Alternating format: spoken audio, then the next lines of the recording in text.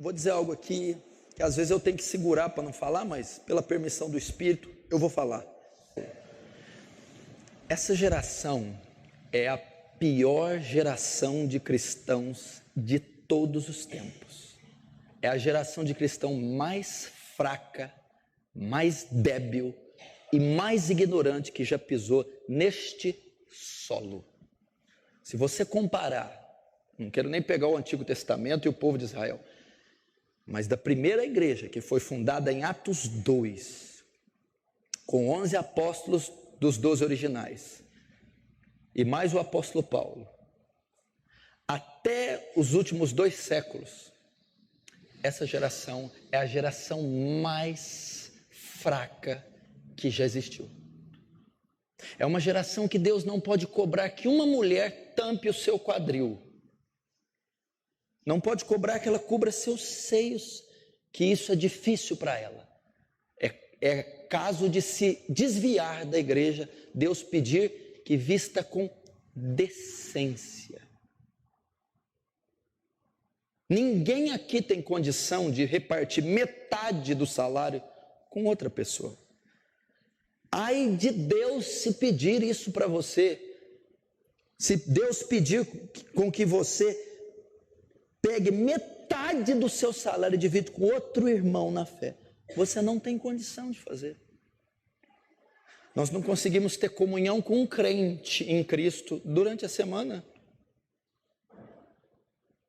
E o que Deus pedia para as outras gerações? Não era para pôr uma blusa para tampar o quadril, nem os seios.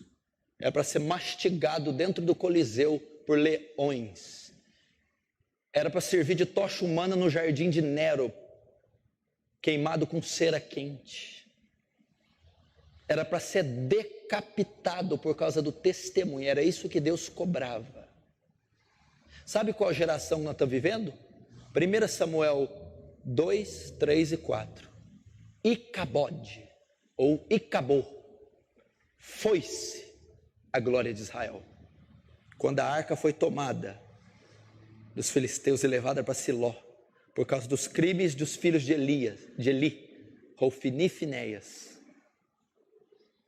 Essa geração mimada, essa geração que não aceita repreensão, não aceita correção, ela quer uba-uba, ela quer milagre, ela quer Pentecoste, ela quer rolar, ela quer orar em língua, ela quer profecia.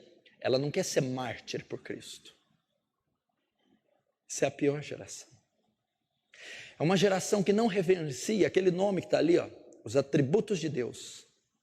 Jeová, Yavé, Adonai, Elohim, Nissim, Jireh, El Sabaoth, Tsidkenu, o Deus triuno, onipotente.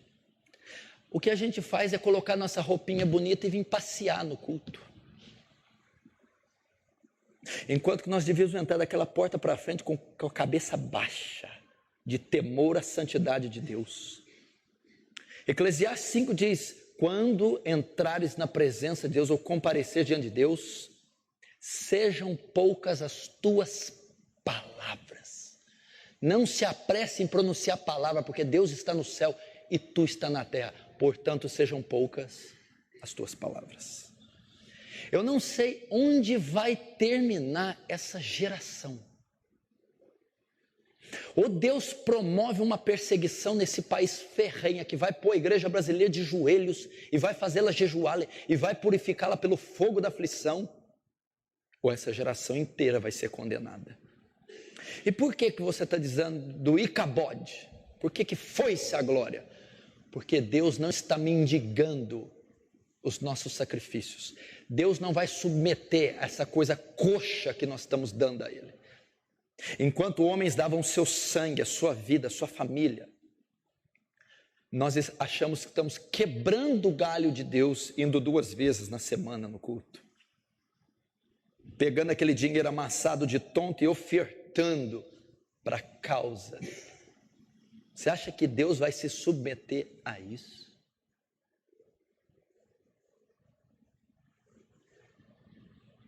Onde está acontecendo o avivamento na terra? Não está tendo avivamento em lugar nenhum do globo terrestre. Não. Aonde está vendo milagres? Eu não estou vendo nenhum cego ver. Aonde você está vendo?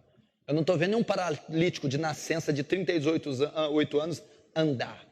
Se você fala que está andando, me mostra. Eu te desafio a me levar. Não está tendo. Não está tendo avivamento, não está tendo sinais. Por quê? Foi-se a glória do Senhor. Você acha que Deus vai dividir a glória dele com gente que fica 3 horas vendo futebol e vem no culto depois? Você acha que Deus vai mostrar o poder, a Shekinah dele a um menino, a um jovem que fica jogando 3 horas de videogame, 5 na internet? Você está achando que Deus está mendigando sacrifício? Que Deus está implorando para vir? Você acha que Deus vai se submeter a isso? Pessoas que firmam seu relacionamento e vêm para ser abençoado, ou seja, eles não têm vida com Deus, não amam a Deus, não querem a Deus. Depois que tomam suas decisões sem consultar a Deus, querem a benção de Deus. Vai sozinho com o teu namorado, com o teu noivo, com a tua namorada, com a tua noiva. Deus não tem nada com isso.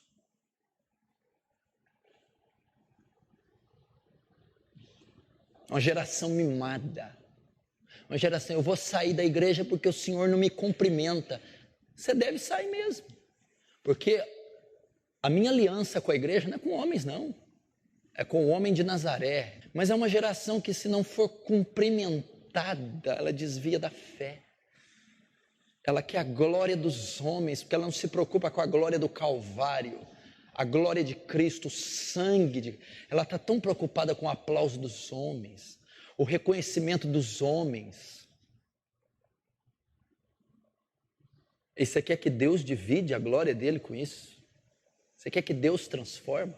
Então você nota no cenário mundial, que avivamento nós estamos tendo? Já que a glória de Deus foi tirada, é um avivamento midiático, tecnológico, eletrônico. Então você está vendo os pastores e grupos evangélicos explodindo na mídia, nas redes sociais, nas TVs abertas e fechadas. É o máximo que eles estão conseguindo. Mas não há poder de Deus em lugar nenhum. Não há mortos ressuscitando, leprosos sendo curados, cegos enxergando. Não há corruptos,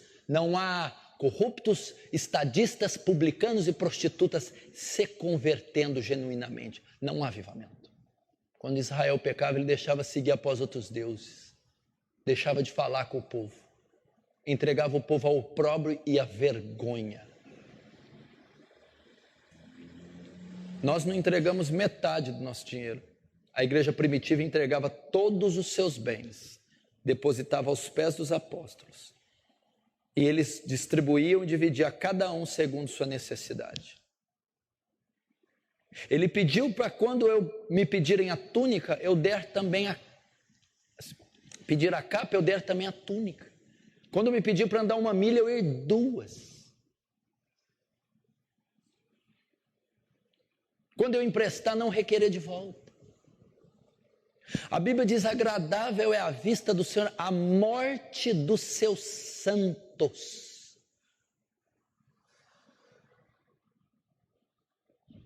Onde a gente vai parar?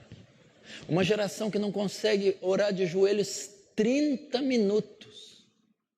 Não consegue. Como é que nós vamos ter a glória de Deus? Pode ler na história, não estou falando por mim não. Lê, estuda a história da igreja de Atos 2 até 2 séculos atrás. Até o século 18. Estuda. Você vai ver que não tem nada a ver com o que nós estamos vivendo. Então se você virar essa cadeira de baixo, você vai ver que tem chiclete colado nela. Quem que colou? Ímpio, endemoniado? Não, crente. Você vê mãe entrando com o filho, que o filho chutando a canela, xingando, correndo na igreja. Não tem menor bom senso cristão a educação dessa criança. Não tem nada. Eu acredito que os evangélicos, eles vão no domingo nas missas. É igualzinho. Nós vamos nas nossas missas evangélicas. Nós vemos cumprir a liturgia. Depois, quando nós saímos da porta para fora, há uma vida social civil. quase que idêntica do ímpio. Sabe como que a igreja teria que funcionar? E eu não sei o que eu vou fazer para fazer isso. Primeiro, eu vou ter que sangrar meus joelhos e buscar muito a Deus em oração. Segundo, vai ter que ser feita uma reforma a longo prazo. Mas todo o cristão verdadeiro, biblicamente, eu estou dizendo Bíblia, não é o que você está acostumado com RR, Edmar, essas coisas, eu não dou conta mais disso. Eu não dou conta mais do televangelismo, eu não dou conta. Eu não dou. E nem de nada que você vê em qualquer lugar de livraria, eu vou para a Bíblia. Sabe como deveria ser um cristão? Como era os cristãos lá em Antioquia? Os discípulos pela primeira vez foram chamados de cristãos, pois se pareciam com Cristo. E vai nos primeiros séculos, como que era? Depois o pós-reforma. A igreja, que é coluna e baluarte, ou firmeza, ou pilar da verdade. É através da igreja que a verdade se manifesta na terra. 1 Pedro diz assim, para que através da igreja, tá, qual é o propósito da igreja? Pedro vai falar, a multiforme sabedoria de Deus, através da igreja, nós, eu e você, a comunidade do povo, a comunidade dos santos, o corpo místico de Cristo unido na cabeça, a igreja, para que através da igreja, essa instituição, esse estabelecimento, a multiforme sabedoria de Deus seja conhecida de principados e potestades. Deus é reconhecido na terra, através do mundo, pelo mundo espiritual, através da igreja. Quando o inferno que domina essa dimensão vai atuar e ver uma igreja estabelecida, ali está o reino de Deus, está a ciência de Deus, Deus é conhecido. Principados e potestades físicos também. As ordens governamentais. É através da igreja que o reino é estabelecido, que a causa é conhecida. Onde eu quero chegar? Como deveria ser? Onde estivesse estabelecida uma igreja, onde tivesse plantado uma igreja, um cristão, tem que haver ali uma influência por parte da igreja, um impacto. Vós sois sal da terra e luz do mundo. Não se esconde uma lamparina debaixo de uma mesa, no alqueire, mas no velador para que ela brilhe. E se o sal for insípido, para nada presta, para ser pesado pelos homens. Então, está dizendo que você tem propriedades de salgar e de evitar a corrupção. O sal faz isso. O sal impede o alimento de corromper e o sal dá sabor. E a luz alumia as trevas. Significa, onde tem uma igreja plantada e um cristão, ele tem que influenciar. Eu vou dar exemplo aqui. Um menino desses, o fato dele ser cristão, dentro de uma classe de 40 minutos, deveria, só a presença de um cristão genuíno dentro de uma classe, tem que inibir a professora ímpia de falar um palavrão. Porque a influência daquele garoto é tão santa, é tão imponente a influência dele, que a professora tem que ficar inibida de fazer chacota de Deus por causa daquele garoto que está influenciando aquela classe inteira com a sua conduta, vestimenta, modo de viver. Um garoto de 15 anos numa sala de 50, 40, 60 alunos. Aquela escola deveria ser marcada, se tiver 2, 3, 5 cristãos, num período onde estudam 600. Ela deveria ser marcada pela presença desses 2, 3, 5, 10 cristãos verdadeiros, que se vestem diferente, têm um vocabulário diferente, que têm uma conduta diferente, e ia causar um atrito, um burburinho naquele lugar, porque é a luz iluminando as trevas, é o sal dando sabor e evitando a corrupção. O que é isso? Restringindo a corrupção. É assim você que é aluno na tua classe? Esse é o papel da igreja. Imagina Estevão estudando, Estevão na 8ª série. Seguramente ia ser igual a você.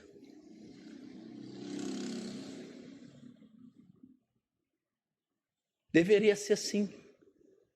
E não pense você, isso é para aquela época, não é para essa época que eu vou trabalhar para chegar nesse ponto. Porque se não chegar nesse ponto, nós estamos fora. Na repartição do trabalho é a mesma coisa. Na vizinhança a mesma coisa. Nós não somos notados. Seja a vossa equidade notória a todos os homens. Perto está o Senhor. O que é equidade? A vossa justiça, o vosso cristianismo, o vosso evangelho seja notório. Não se esconde uma cidade fortificada no monte, debaixo de uma mesa. Não podemos ser omissos, temos que brilhar. Por isso que eu estou falando que a nossa geração é a mais débil. Ela não influencia. A cidade de Franca, por exemplo, a Aliança do Calvário tem que chegar num ponto que a cidade de Franca é impactada pela comunidade calvariana. Há casamentos aqui que constrangem os outros casamentos. A educação familiar aqui que constrange outras. Métodos de educação, princípios que estão contagiando a cidade, que estão causando polêmica, ou estão causando perseguição ou influência. A conduta daquele marido calvariano, cristão, ela é incomum, invulgar, ela é distinta e ela mexe, ela inibe, ela confronta as demais condutas.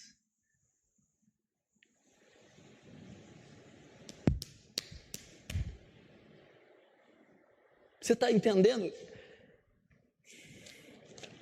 É assim toda a Bíblia. Todo mundo sabia quem era a nação de Israel na antiguidade. Era uma nação diferente.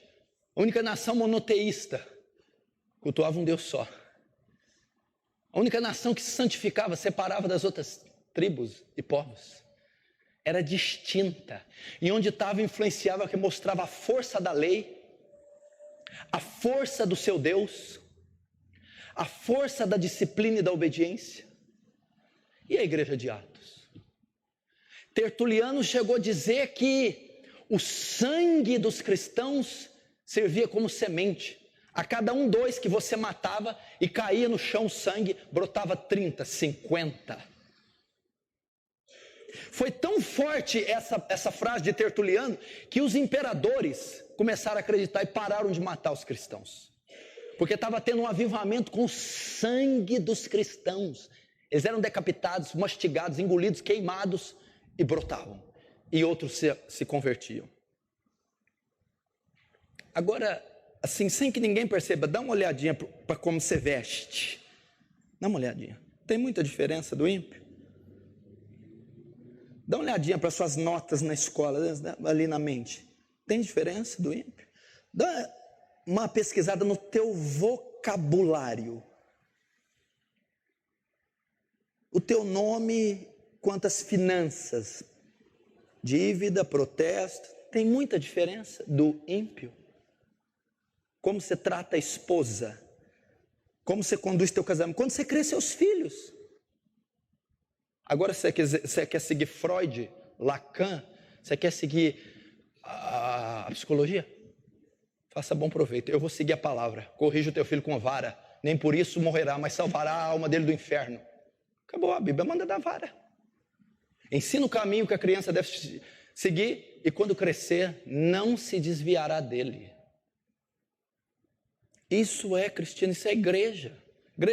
A Aliança do Calvário está estabelecida aqui.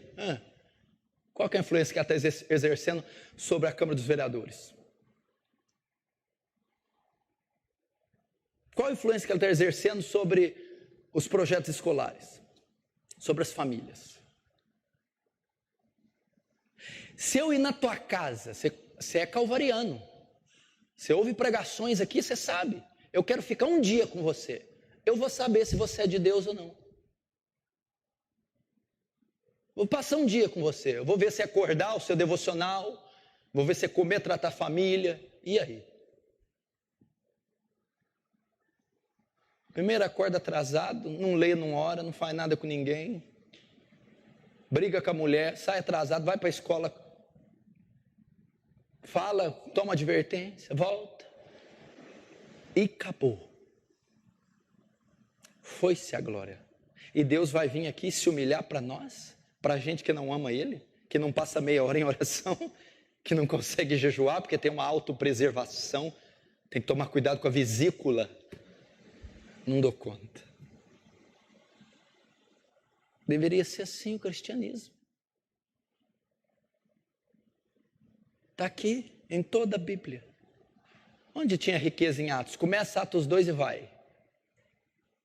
Não havia templos para eles. As primeiras igrejas foram ser depois de séculos. Eram em casas. Não tinha patrocínio, não tinha rádio. Era a comunidade do povo. Um ajudando o outro, intercedendo por outro, chorando pelo outro. Depois vieram as perseguições. Foi parar só no século III. Foram 300 anos de martírio. Você tem medo de pregar no teu emprego, você tem medo de perder o emprego e perder R$700. Ai, Jesus. Porque quem te sustenta é o emprego e os R$700. Não é o dono do ouro e da prata. Não é aquele que abre uma porta e ninguém fecha. Tem medo de tomar uma advertência da professora. Você já não gosta de estudar mesmo? Toma 10. Pelo menos toma, não pela incompetência. Toma porque está pregando o evangelho. Imagina se Paulo pregasse aqui: quem casa faz bem, quem não casa faz melhor. Desvia metade do solteiro. Quem não casa faz melhor? Estou fora. Aos solteiros eu dou um mandamento: que fique como eu estou. Mas se não pode, case. Mas os tais terão tribulação na carne. Eu quero ter tribulação na carne. Eu quero sofrer. Não pode pedir nada. O que o Leonardo Ravenhill fala? 5 minutos na eternidade. E nós oraríamos mais, suaríamos mais, sofreríamos mais, sangraríamos mais. Isso é cristianismo. Pastor, mas esse fardo é muito pesado. Mas não sou eu que disse. Ele disse: quem quiser me seguir, opção, tome a sua cruz, negue a si mesmo e segue-me. Quem quiser achar a sua vida, perdê-la. Mas quem por amor de mim perder sua vida, achará. Mestre, eu quero te seguir, mas o meu pai, deixa eu sepultar meu pai. Deixa os mortos sepultarem os mortos. Rabi, o que faz para entrar a vida eterna? Conhece os mandamentos? Sim, tenho cumprido ele desde a minha mocidade. Mas uma coisa te falta: vende todos os seus bens e reparta aos pobres, então terá um tesouro junto ao céu. O jovem rico é o modelo da igreja moderna. Saiu triste, porque possuía muitos bens. Pastor, mas você tem que contextualizar, vírgula, Jesus Cristo, que a palavra é o mesmo ontem, hoje e sempre será. Passarão os céus e a terra, mas a minha palavra não passará. Não seria melhor você, com a microvida que você tem, micro. Nelson estava me contando ali que foi num velório de um amigo de 24 anos. Sabe o que ele morreu? Infarto. 24 anos. Infartou. Ele infartou. E cumpre isso aqui, ó. Segura. Olha o que cumpre. Quanto ao homem, os seus dias são como a relva, como a flor do campo, assim ele floresce, pois soprando nele o vento, desaparece, e não conhecerá daí em diante o seu lugar. É assim, como a relva floresce, o vento sopra, não se achou mais o seu lugar. Assim é o homem, a brevidade da vida. Agora olha esse, Deus falando ao homem: se lhes dá, eles o recolhem. Se abris a mão, eles se fartam de bens. Mas se oculta o rosto dos homens, eles se perturbam. Se lhe cortas a respiração, morrem e voltam para o pó. Pois todos os nossos dias se passam na tua ira, acabam-se os nossos anos, como um breve pensamento. Os dias da nossa vida sobem a 70 anos, e aqueles que têm mais vigor chegam até 80, mas o que passar disso é canseira e enfado, porque tudo passa rapidamente e nós voamos. Ensina-nos a contar nossos dias, de tal maneira que alcancemos coração sábio. Diante das declarações que eu dei e dos textos que eu abri, significa que há a probabilidade de uma igreja desse tamanho de você ser a próxima vítima daqui meia hora. Você está profetizando que eu vou morrer, pastor? Primeiro eu não profetizo, porque a época dos profetas já passou. Eu só exponho a palavra. Eu estou afirmando que você pode morrer. Agora, tudo bem, você pode não morrer amanhã. Daqui 5 anos, 1/5 dessa igreja está morto. Daqui 20, 1/3. Daqui 50 anos, 90%. Daqui 100, eu, você e qualquer membro dessa igreja, mortos. E diante de tudo que eu falei, por que então não pegar essa microvida e vivê-la para a glória de Deus? Por que não influenciar toda a sua escola? Por que não influenciar a sua repartição? Por que não gastar o seu dinheiro em empreendimento evangelístico? Pastor, não sei pregar, mas Bíblia eu sei comprar. Eu vou ligar na Sociedade Bíblica do Brasil. Fecha um pacote de Bíblia aí, o mais barato que você puder. Você está contribuindo com o reino. Pastor, não sei falar, mas joelho no chão eu sei botar. 3 horas toda madrugada. Influencie. Viva para Deus. Quando eu me converti, nesse primeiro ano de conversão, o livro Heróis da Fé veio em minhas mãos, e o livro Trocar a Trombeta em Sião, do David Wilkerson. Então, no primeiro ano, eu já fui influenciado por histórias de Savonarola, Lutero, David Brainerd, Hudson Taylor, Guilherme Carey, John Wesley e Jonathan Edwards e os demais. Então eu foquei o meu cristianismo no cristianismo histórico, antigo, bíblico. E a maior figura escriturística, canônica para mim, o meu maior exemplo, o meu maior modelo cristão de pastor, obreiro e cristão foi o apóstolo Paulo. Então o meu modelo era os heróis contemporâneos, até de 2, 3 séculos, e o modelo do apóstolo Paulo. Por que eu só falo disso? A Bíblia diz assim, o que fala a boca, o coração está cheio. Esse homem só fala de puritano, Paulo, Moisés, glória, santidade. Então você já pode descobrir o que está no meu coração. O que fala a boca é o que está cheio o coração. E eu não falo isso hoje nem ontem. Pergunta para os meus primeiros discípulos. Desde o dia que eles me conheceram, eles já conheceram Lutero, Brainerd, Wesley, apóstolo Paulo, Moisés, Elias, Estevão. Eu sonho com avivamento nessa igreja e nessa cidade. Eu sonho o prefeito dando aquela concha acústica do centro, fechando a Major Claudiano e a Monsenhor Rosa e tendo um ajuntamento espiritual e gente saindo do comércio, do terminal rodoviário, da Pernambucana e se aglomerando ali recebendo a Jesus.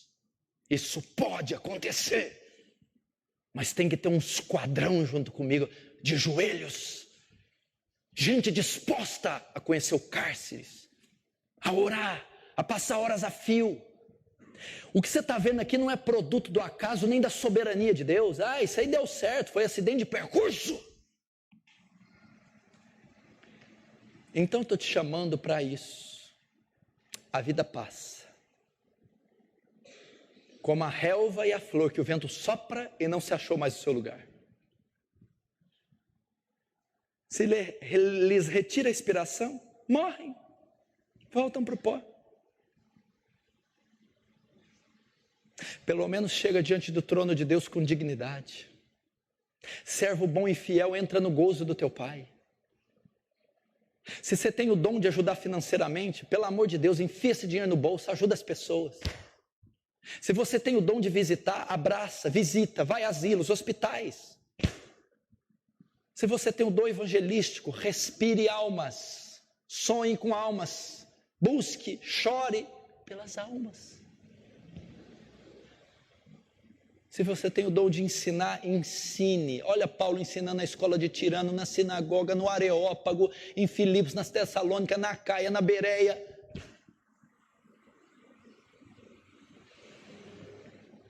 Jejue. Eclesiastes 12 diz assim: lembra do teu Criador nos dias da tua mocidade, antes que te venham os maus dias e diga, não tem mais nele contentamento.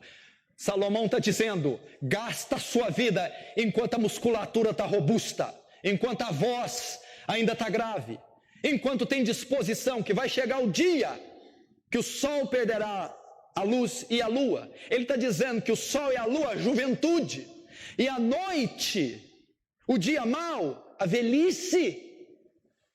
Lembra do teu Criador agora. Vai ter dia que você não vai ter disposição para evangelizar mais, não vai ter mais força para visitar uma senhora, e esse dia está chegando, o dia que você não vai ter mais disposição de andar na rua para pregar, de ir num vale ajoelhar, de fazer um jejum mais forte, porque o organismo já não suporta. Então você vai estar numa cadeira travado, ou numa casa aposentado, e vai dizer, eu estou aqui com 65, 60, 70, 72, 80, e eu não fiz nada para Deus. Eu estou com 70 anos, eu não trouxe uma alma para Jesus. Eu não tenho horas de oração no currículo. Eu não fiz nada para a causa. Eu não patrocinei nenhum evento social. Eu não transportei Bíblia. Eu não ajudei família a ninguém. E agora que eu caí na real, o dia mau chegou. Eu não posso mais servi-lo. Não tem força muscular. Não tem disposição de locomover, não tem voz para pregar. Agora eu preciso ser cuidado, preciso ser pagiado.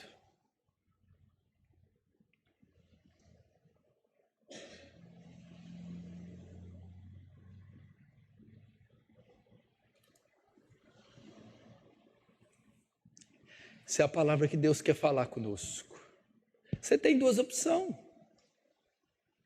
Você foi dotado de volição, eu não quero isso aqui não. Você vai encontrar uma igreja que até a almofada é mais gostosa, o assento, aí está tocando um saxofone de fundo, quem sabe passa até gente vendendo amendoim no corredor. E vai falar assim, Deus está aqui, o milagre vai acontecer, receba, receba. Aí você vai embora nas nuvens. Se você quer viver essa graça barata, esse evangelho suíno, te dou liberdade. Agora, se você quer ser um mártir diante de Deus, se você quer morrer, ver os céus abertos, o Filho de Deus à destra do Pai, e dizer, não impute a eles esse pecado.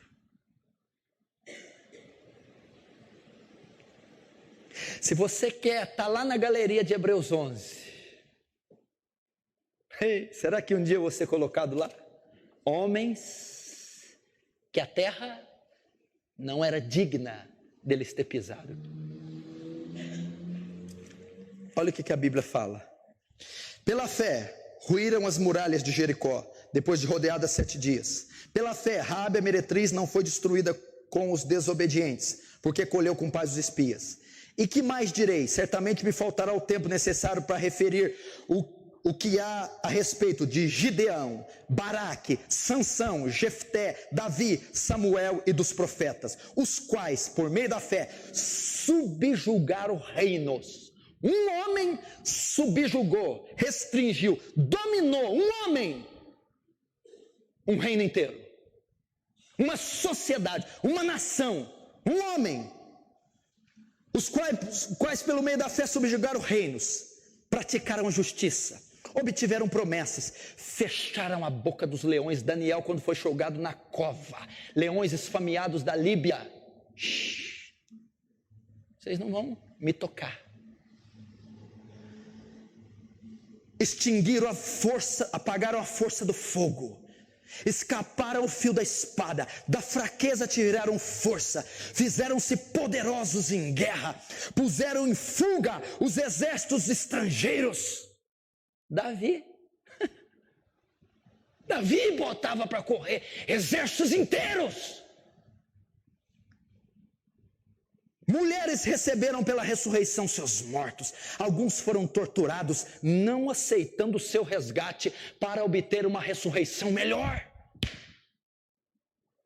mais digna.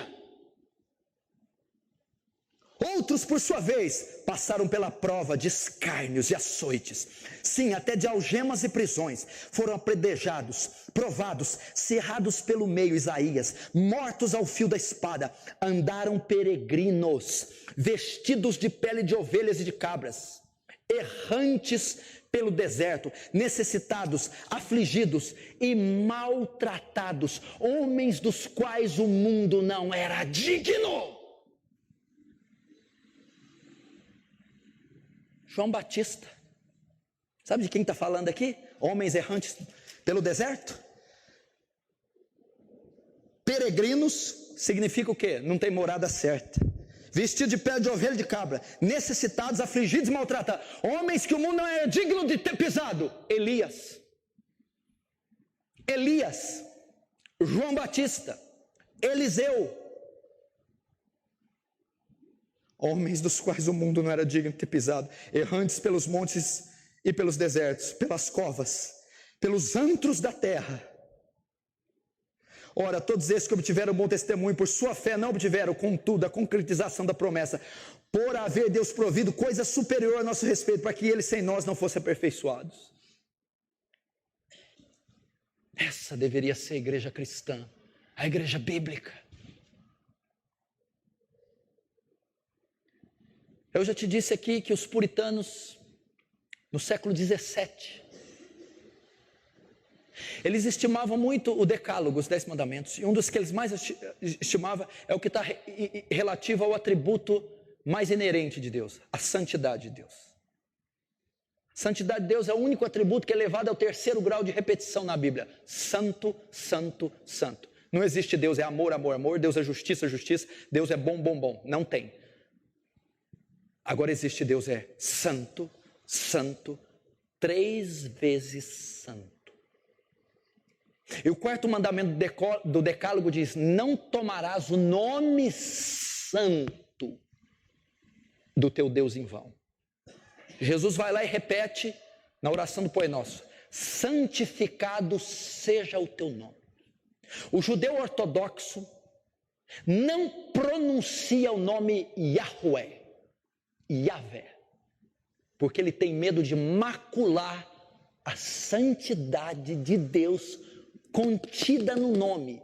Então ele fala Adonai, ele não fala Yahvé, que é o nome que Moisés recebeu no Sinai. Eu sou, porque o nome está intrinsecamente ligado à pessoa. Assim como a pessoa é 3 vezes santa, o nome também o é. Então a comunidade puritana era tão poderosa, tão influente, que ela conseguiu mudar o nome de Deus na sociedade, para que o ímpio não pronunciasse Deus blasfemando o seu nome. Essa era a influência que eles tinham na sociedade caída. Essa é a cidade fortificada, a lâmpada que brilhava na escuridão. Esse é o sal que salgava. Vai ver nos feriados onde os Elias estão, onde os João Batistas estão nessas datas. Estão enfurnados dentro de covas e cavernas, enquanto eles se divertem e comem do pão da terra. Eu quero o pão da vida. Eu preciso das tábuas de pedra escritas. Eu preciso daquele dedo fumegante escrevendo no meu coração a lei. Eu preciso que o evangelho seja me entregue como foi entregue lá na Arábia por Paulo.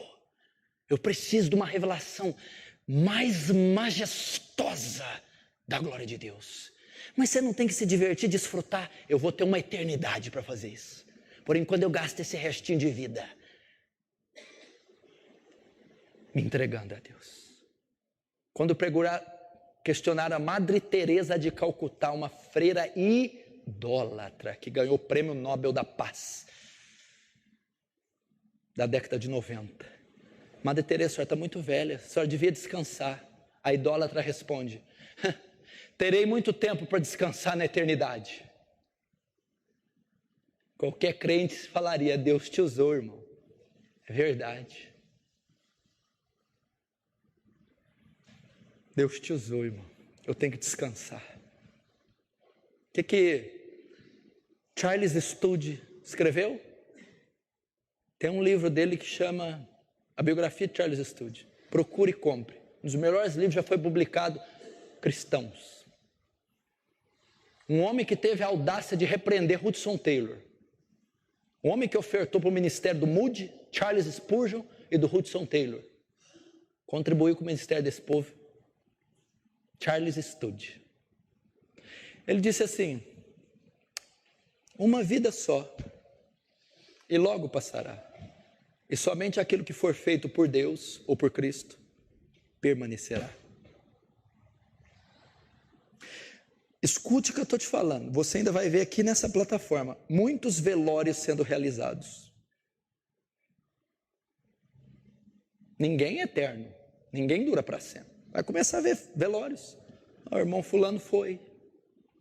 Um Beltrano foi, teve infarto, outro teve AVC, outro bateu, outro sofreu um acidente, não resistiu aos ferimentos.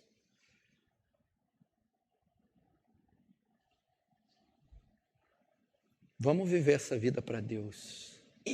Eu queria gritar olhando para o céu, as estrelas e a lua: Jeová, eu te amo, me consome. Não há prazer maior que isso. Não é imposição. Davi disse: deleito-me em fazer a tua vontade. O que Davi está dizendo? A mesma coisa que os corintianos se deleitam em ver um jogo da Fiel, se deleitam em comer uma boa comida, se deleitam no prazer, no sexo. Eu me deleito em fazer a vontade de Deus. Eu tenho prazer, minha adrenalina sobe quando eu estou fazendo a vontade de Deus. 1 João diz, o apóstolo do amor: os seus mandamentos não são penosos, não são pesados. Quem te disse? Mandamento é pesado para quem não ama. Para quem ama é fácil. É com prazer.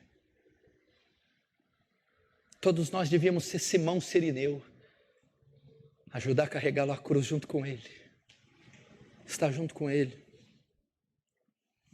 1 João diz assim, esse versículo aqui, ó, gela a espinha.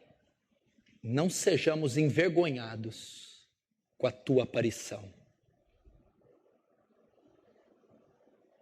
O Filho do Homem, quando voltar, achará fé na terra? Ai, que vergonha, meu Deus, que vergonha. O Filho do Homem voltar, vai ver nós naquela rotina tão...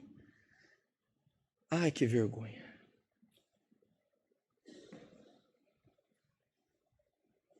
Que vergonha.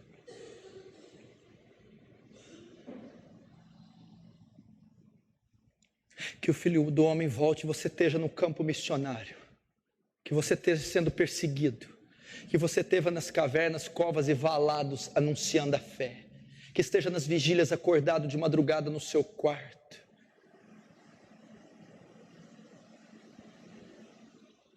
Que esteja se santificando.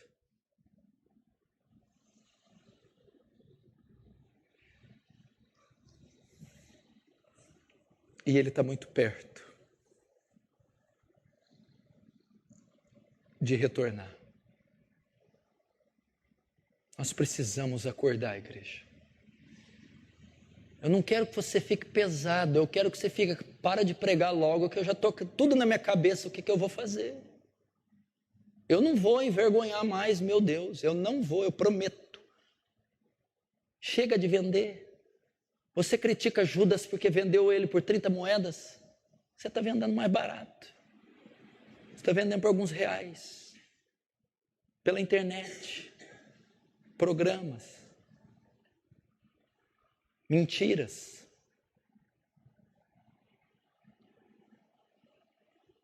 Eu quero que essa igreja volte ao primeiro amor. Eu quero que alguns aqui voltem a ser radicais. Quanto que esses meninos aqui precisam? Olha esse menino ali, o pastor Luiz. Ele jejuou uma vez 10 dias só com água. Se a família dele soubesse que ele jejuava, processava eu e prendia ele. Ele jejuou 10 dias sem que nenhum membro da família dele soubesse. Tamanha era a sede, o desejo, a audácia. Ele foi orar comigo no vale um dia sem que ele soubesse que era uma perseguição ferrenha desses pais. Até às 6 da manhã ele voltou, entrou na casa dele sem que ninguém acordasse, soubesse, pulou a janela e foi para a cama. Orou a madrugada inteira sem que ninguém soubesse, retornou à casa sem que ele soubesse. O que motivou isso? Não tinha ministério, não tinha nada. A cruz de Cristo, o santo evangelho, a dor de Deus. Temos que retornar a isso. Jejuns, orações. Vocês meninos já passaram cada coisa comigo. Intimação de polícia, pai perseguindo, gente, o diabo. Pergunta se ele estava envolvido em pecado. Você estava ficando com alguém. Era oração, era vigília, era pregação, era evangelismo, era jejuns. Eles não queriam casar, não queriam mulher, queriam ser profetas, queriam fogo santo, queriam ser evangelistas. Enfrentava leões, enfrentava a carne, os desejos, os pais, para terem mais de Deus. Isso tem que voltar, tem que voltar. Era uma sede tão grande, um desejo tão grande. Nós íamos orar terça-feira, eu, o Tiago, o Wagner e o Nelson. No outro dia eles iam trabalhar, estudar. Nós orávamos até às 6 da manhã. Terminava, ia para o City Posto, tomar café e ia para o trabalho direto. Era tanto desejo de Deus, era tanta fome que não importa se é feriado, dia santo, se vai trabalhar, eu encaro. Saímos de lá cantando junto com os pássaros, cheios da presença. Se tivesse alguém naquele monte com uma R-15 metralhadora, se parasse na nossa frente, nós iríamos simplesmente pisar sobre essas pessoas. Simplesmente não íamos reconhecer a força da pólvora, porque havia tanta potência de Deus nesses meninos. Quando eu me converti, eu era de uma igreja, eu passava toda sexta, de sexta para sábado e sábado para domingo, orando até às 6 da manhã. A vigília da sexta-feira começou comigo, depois o pastor Luiz, eu e ele, sexta para sábado, sábado para domingo, até às 6 da manhã. Depois veio o Cunha, até às 6 da manhã. Depois o Caio Baez, que é de Campo Grande, não está aqui mais, até às 6. Depois o pastor Danilo, o abortivo, até às 6 da manhã. Por que orávamos? Orávamos 3 horas ou 2 horas só por nós. As outras 2 horas orávamos pela igreja local. E as outras 2 horas orávamos pela cidade de Franca. Toda sexta, 2 horas pessoais, 2 horas pela igreja local e 2 horas pela cidade. Toda sexta para sábado, todo sábado para domingo, 3, 4 anos ininterruptos. Orando para um derramar do Espírito, orando para a glória de Deus, orando. Era uma coisa insaciável, você não tem ideia. Era insaciável, era uma coisa que não tinha limite. É uma coisa colossal, gigantesca. Eu não estou dizendo de coisa que eu li num livro. Eu não estou contando o conto de Lutero, Agostinho, Tomás de Aquino. Eu estou dizendo o que eu vivi, o que eu fiz, o que Deus, por graça e misericórdia, permitiu que eu fizesse com esses jovens. Primeiro amor. E você quer ter os mesmos resultados sem fazer as mesmas coisas? Você quer pregar como o pastor, ter as almas que ele tem, sem fazer o mesmo? É isso que Deus está exigindo de nós. Eu acredito que Ele quer isso. Você imaginou o dia que aquela porta tiver com a faixa amarela, fechado pela Polícia Federal? Meia dúzia preso, encarcerado, outro respondendo processo, e um sendo torturado para negar a fé? Eu quero ver. Quando estiver reunindo nos galpões, escondidos na igreja subterrânea, eu quero ver quem que é crente. Eu quero ver se essas menininhas sensuais vão resistir. Se os cabelinhos arrepiados vai sentir, os menininhos bombados. Eu quero ver. Porque se Deus permitir, e eu estou com a leve impressão que vai vir, que a igreja brasileira vai passar pelo fio da espada. A Bíblia fala, meu amigo, princípio das dores. Que a igreja vai ser fustigada, vai apanhar no comecinho. Segunda-feira na escola você tem que ser sal da terra, jovem, e luz do mundo. Você no emprego, pelo amor de Deus, você tem que andar com a pasta, com os seus materiais, os seus utensílios profissionais, e um kit de evangelismo, CD, folheto, bíblias, um coração inflamado e uma boca pronta a pregar em tempo e fora de tempo. Você tem que parar no meio do seu itinerário profissional e dobrar o seu joelho dentro de um banheiro, de uma sala, pedir graça, interceder por um pecador local. Você às vezes vai ter que parar, pôr a mão num poste, porque vai sentir o soluciador de Deus por pecadores que você vai ver à torta e direito. Eu tenho pensado, orado por isso eu quero projetar esse evangelismo, o material, as classes, as aulas, a estrutura para receber esse povo. Mas todavia o avivamento começa em nós primeiro, no nosso coração. Primeiro vocês têm que ser levados.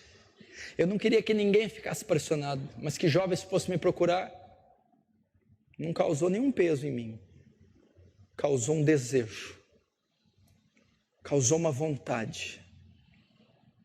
Eu quero, eu não sei, me ensina, pastor, eu não tenho, me leva a ter, me dá, eu preciso, eu quero. Se eu não tiver, eu prefiro não existir. Eu não quero viver se for inimigo de Deus, pedra de tropeço, incircunciso. Não, eu não quero vir só nos domingos. Eu quero Deus, me dá Deus, eu preciso de Deus. Eu quero influenciar, eu quero honrar o meu Pai, o meu Senhor, o meu Salvador. Eu preciso, me dar. Só para terminar um adendo aqui. Você que está em cima do muro, decide, meu filho, vai com Cristo ou vai com Satanás? Quem dera fosse frio ou quente, mas porque és morno, vomitar-te-ei da minha boca. Você acha que não tem morno aqui? Decide, rapaz, vira homem, toma a tua posição, deixa de ser moleque, assume a tua posição no reino, no corpo de Cristo, na sociedade, ou vai seguir Baal? Porque enquanto você ficar em cima do muro, mais juízo você está trazendo para si. Decida, sai do muro. Quer seguir Belial? A porta está aberta e ela é larga, gostosa, espaçosa. Lembra de Elias? Por que cochear em dois pensamentos? Se Deus é Baal, siga. Se é Deus, siga-o. Eu falei um dia na vigília, eu preciso de meia dúzia. Deus, eu quero meia dúzia de gente que tem sangue no joelho, que ama a Deus, que é santo. É o suficiente. E é assim que nós vamos mudar. Mais uma vez te digo, não há fardo nenhum nisso. Graça. Graça. É a ação de Deus através de vaso de barro. Graça. Só que eu tenho que me posicionar e bater continência para o capitão da salvação. Franca está esperando. Franca está gemendo, com dores de parto. Está aí, ó, os prostíbulos infestados. As escolas infestadas de pornografia, palavrão e pecado. As faculdades infestadas de orgia. A sociedade infestada de heresia. E a coluna e firmeza da verdade, inerte. Se posicione. Igreja, está ficando sério. O tempo está se cumprindo. Pode ser tarde demais. Vamos fechar nossos olhos.